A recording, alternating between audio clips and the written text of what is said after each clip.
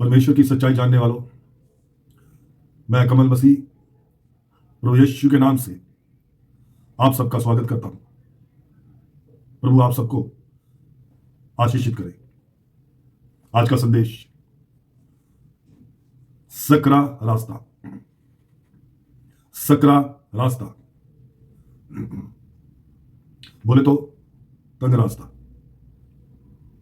एक खुला रास्ता होता है, एक तंग रास्ता होता है।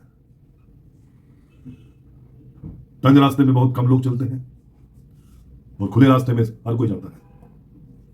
जो संसारिक जीवन जीते हैं वो खुले रास्ते में चलते हैं, और जो आत्मिक जीवन जीते हैं वो सकरे रास्ते से गुजरते हैं, क्योंकि वो जानते हैं कि सकरे रास्ते से चलना परमेश्वर की मर्जी है।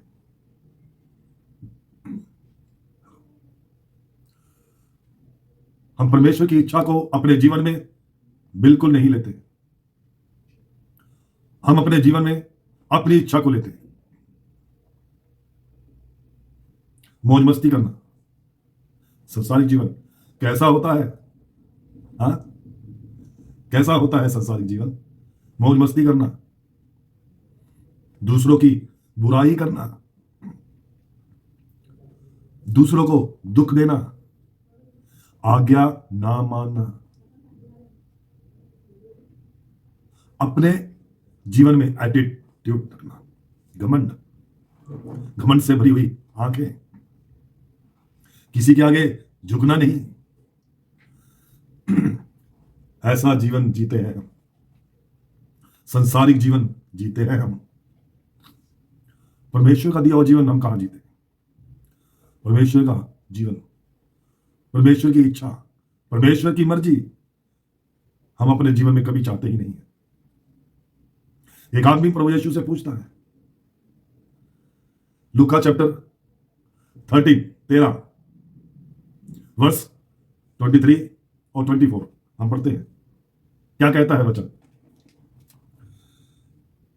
तो किसी ने उससे पूछा, प्रभु यीशु से पूछा, किसी ने पूछा, हे प्रभु, क्या उधार पाने वाले थोड़े हैं, कम है? उसने उससे कहा, प्रभु यीशु ने कहा, संकेत द्वार से प्रवेश, संकेत द्वार से प्रवेश करने का यत्न करें। उसमें बहुत मुश्किलें आएंगी, परेशानियां आएंगी, हो सकता आगे दुश्मन भी आए।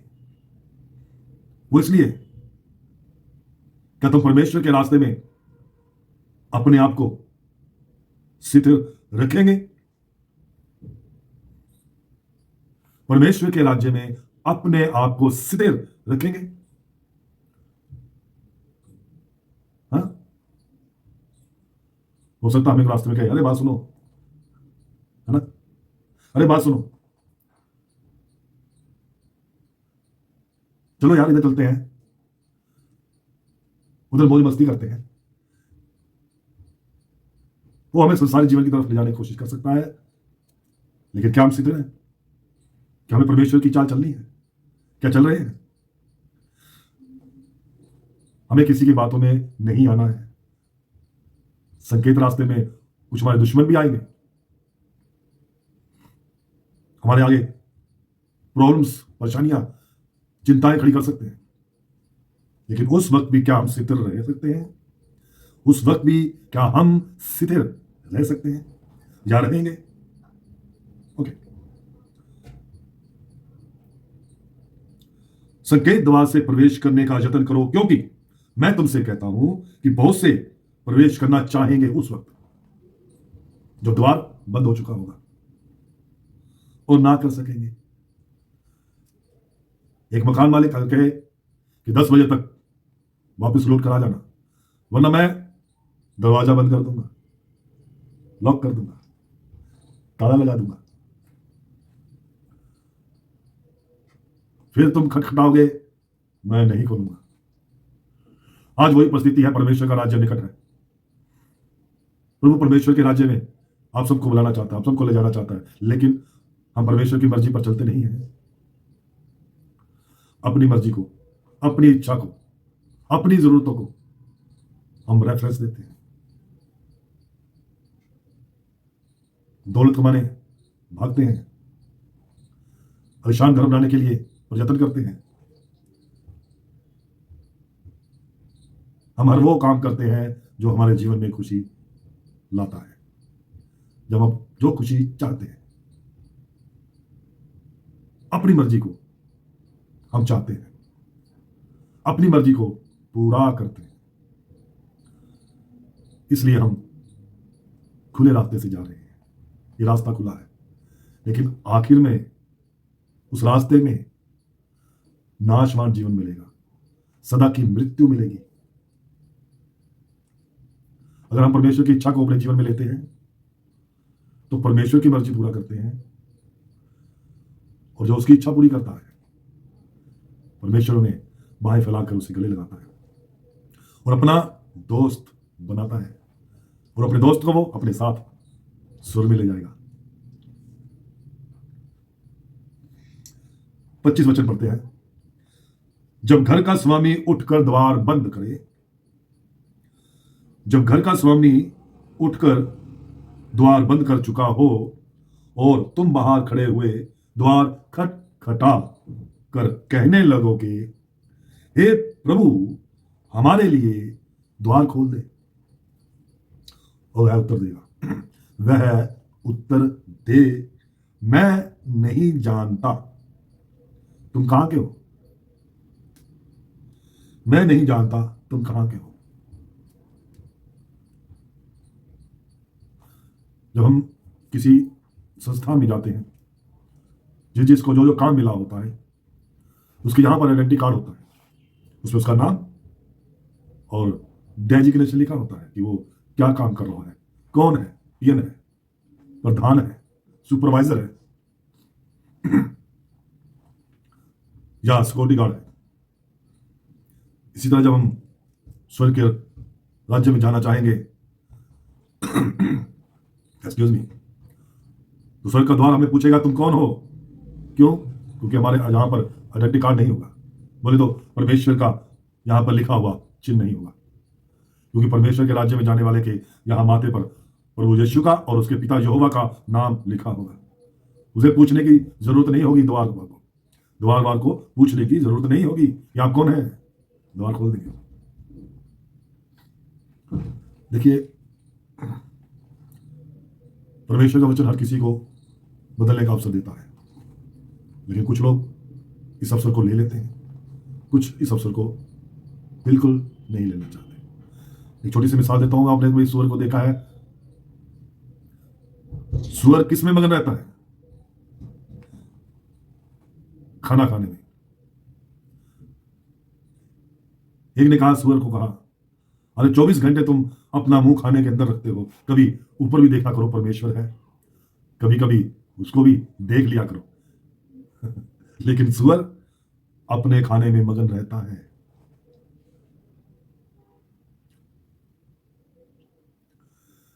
सूअर अपने खाने में मगन रहता है, लेकिन जब उसका अंत आता है,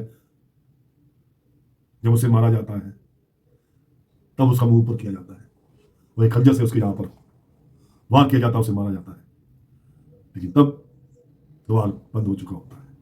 फिर वो देखता है ऊपर खुदा भी है, परमेश्वर भी है, तब समय खत्म, नाशवान जीवन शुरू। आज हमारे पास भी समय है, बहुत कम समय है, क्योंकि बहुत जल्द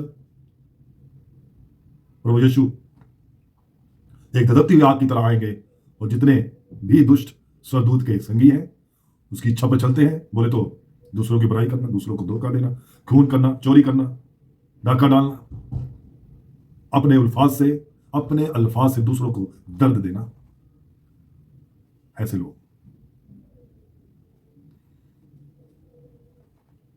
वो स्वर्ग के राज में नहीं जाएंगे। स्वर्ग के राज में जाने वाला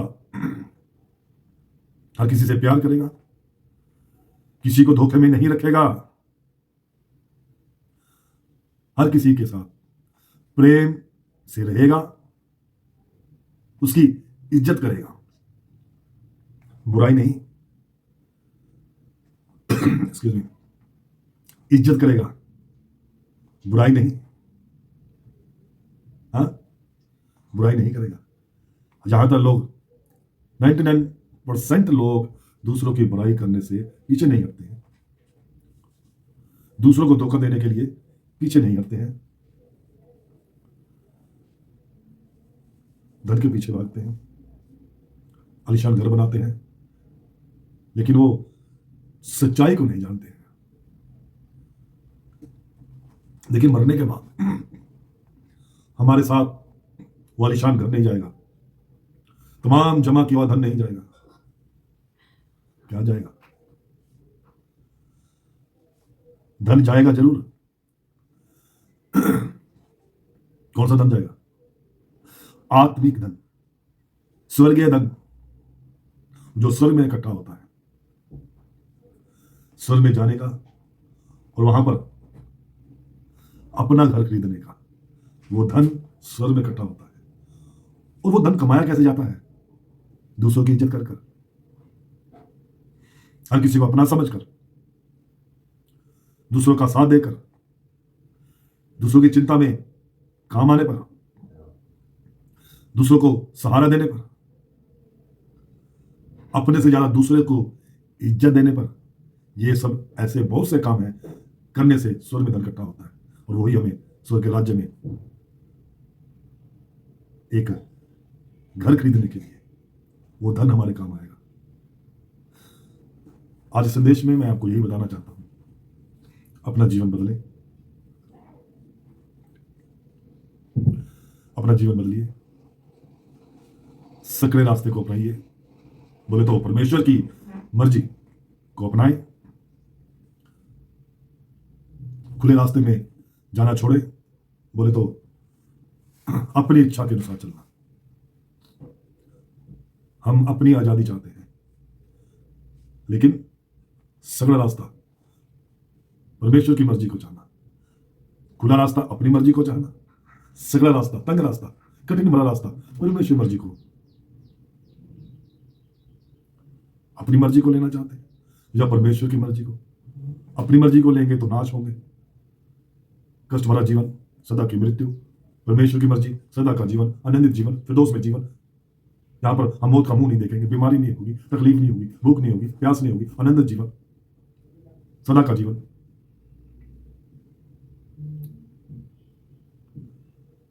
परमेश्वर की सच्चाई जानने वालों,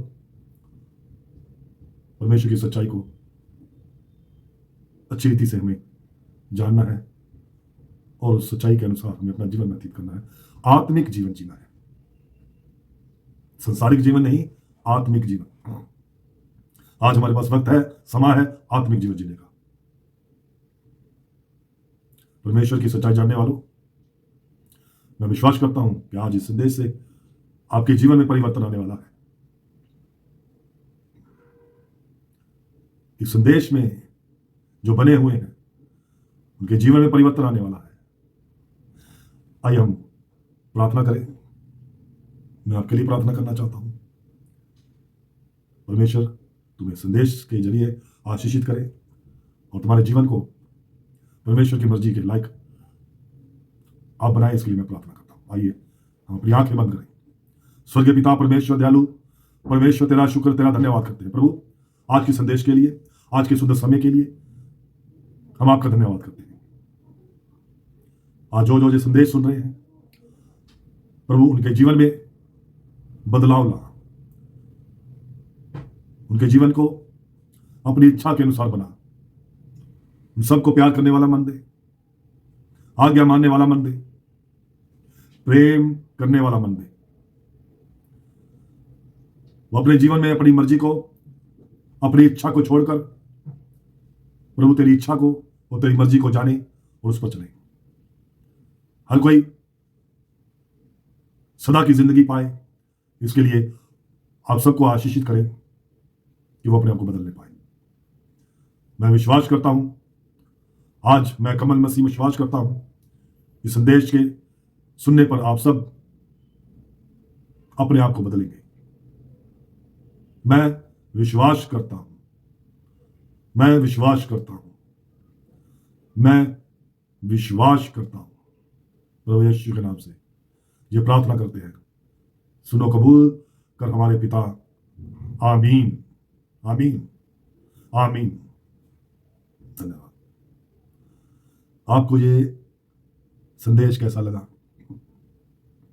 आप कमेंट्स बॉक्स में जाकर मुझे बताएं, ताकि मैं आपकी मर्जी को जान सकूं और आपकी इच्छा को जानकर एक नया संदेश आपके लिए ला सकूं। प्रभु आप सबको आशीषित करें। जय मसीह की।